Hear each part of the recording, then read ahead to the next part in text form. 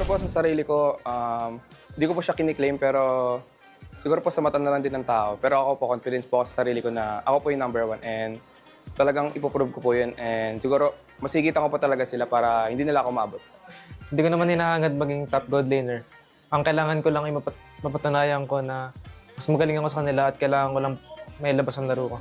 A few inches later. Diba? At ngayon, dino-double time talaga nila.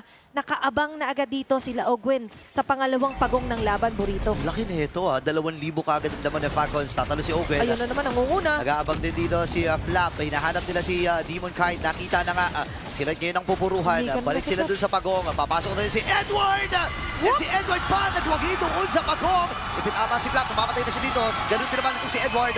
Pero nakakapihit lang dito si Demon Kite. Naku po!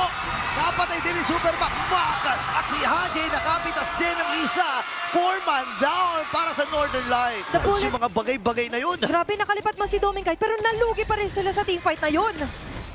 Kapag push, of course, ang Falcons line, mayroong pinlano doon sa North 5. Publikat!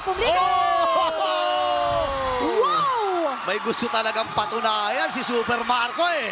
With their actions at ngayon, Ayun na, mag-iingay ng Team Falcons. Sa banda taas, may madadapot! Pinuli na naman para si Demon Kite. Napakababa na ang buhay! At siya'y mamamatay! Courtesy of Super Makmak. Kain naman ngayon sa may bandang likuran. Pinapatras na mga membro dito ng Aurora. Nakatatlo na ang Falcons. Magiging apat pa! Mag-isa na lang itong si Yuway na gamit niya yung kanyang Purify. Ready na atang tapusin ng Falcons itong larong ito. May Lord pa sila nakasama. Matataas pa ang timer dito ng mga miyembro ng Aurora Gaming. At tatapusin na nga ng Falcons ang larong ito.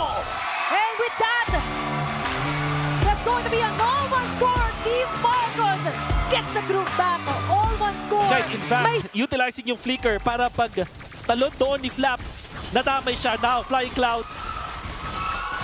Wala pa si Kyle, wala pa si Kyle. Pwedeng Wait lang. samantalahin ito ng Aurora. Pero parang hero ata magiging target. Ako na nakapa ng Lord! Ala! Very unfortunate situation para sa Aurora. Pero nakuha ng kill dito. Ang Falcons, takto na kagad na napat ang ba. Magiging apat pa, courtesy of Flap. Ladies and gentlemen, bumawi na naman ang Falcons. Okay, it's going to be UL left para dumepensa. Aabot naman yung mga Sa top yung timers Lord. dito ng Kaya. Aurora. Pero may Lord na ma-march siya Sa bot here. pala. Butasin ni Doming Kaita ang top lane Diretso. doon ng Team Falcons. Dumirerecho pero rekta rush sa Lord. Okay, nag-aabang sila dito. Nagamit yung portal at Kyle nagwagi doon sa Lord. Ngayon, sasalubungin na nila si Light! Namatay na kagad Kyle doon sa Oh, likod. pumigal. Si Uwe ang kanilang sinasuon. Mamamatay din si Edward. Tutatalan Habol. si Haji. Si Demon Kite ang magiging target nila. Nagamit yung presensya pero hindi magiging sapat. Kasi si Super Makmak ay nagwawala na. Double kill para sa kanya. May mga Ricos din na binibitawan dito ang Falcons.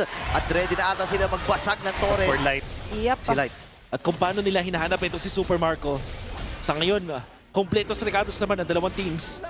Plus, in-ensure pa rin nila yung pag-push, pagde-divide ni Edward at ni Doming kahit sa ilang sides dito sa mapa natin. Half an HP left for the Lord. Bibitaw. At conceal play para kay Edward sa taas. Alam nila. Umatras si Edward. Umatras. Pero Reset, soft bitaw. reset lang ata ang gagawin. Demon Kite ay nandun. Doming ay may slow push lamang dun sa may bottom lane. Pwedeng Inaantay lang niya kung tawagin. kailan siya tatawagin. Medyo nagiging pabor ata sa Aurora ang mga nangyayari. Nag-react na si Haji. 17k ang buhay ng Lord na ito. Magre-react na ang isang miyembro from Falcons. Si Haji ang itinawag. Ngayon naman ay i-burst na ata itong Lord na ito. 8k ang buhay at hinatag hinatag. na! Uy! Itong si Demon Kite. Pero si Kyle pa rin ang magwawagi. Ipita na naman ang Falcons ngayon yung maatras. Super Marco! Nakakapriit. Bumili na yung mortality ngayon. Napop na rin ito. Patay ata si Dome pero nakabili Oh my din kanya gosh! kayong mortality. Super Marco yung maatras. Ang Demon Kite lagkit! hinahabol siya ito. Pero aatras na rin dito si Edward habang si Light naman ngayon ang hinahabol. Gagamitin din natin yung portal. Si Demon Kite ay may ipit din. At doon yung kanyang immortality mapapop ito. Pero doon sa gitnang bahagi ay dire-diretso lang. Kailangan! Mamamatay din si DK. Kailangan nilang umuwi ngayon dahil may Lord na kakalabanan na tutunawan yung Aurora. May teleport si Haji. Oo, Okay, meron. nagmamadali na sila ngayon. Meron. Ito na, yung pagkakataon nila. Tatawagin na ata, gagamitin na yung portal. Tatawagin na ang buong kupunan ng Falcons. Pero si Super Makmak ay naka-free hit na naman. Wala si Mr. Consistent. At magbe-base lang na nga ang Team Falcons at sila ang magwawagi sa serye na to. And with that, they will be closing off our last match with a 2-1 score, defeating Aurora doon sa clutch ng mga plays nila. I want to ask Super Marco, Sabi ni Domeng kahit na siya yung #1 gold laner sa MPLPH. Ano ngayon yung masasabi mo doon? Wala naman ako masasabi doon eh, kasi wala naman akong paye kung sino yung #1 eh. Basta ang mahalaga sa akin, malabas ko lang yung laro ko, tsaka maigitan ko sila. And we've seen how that played kasi grabe talaga yung tapatan nila kanina ni Domeng. Right, Odin? Oo, dead man siya sa rankings. Basta kung sino na lang manalo sa game,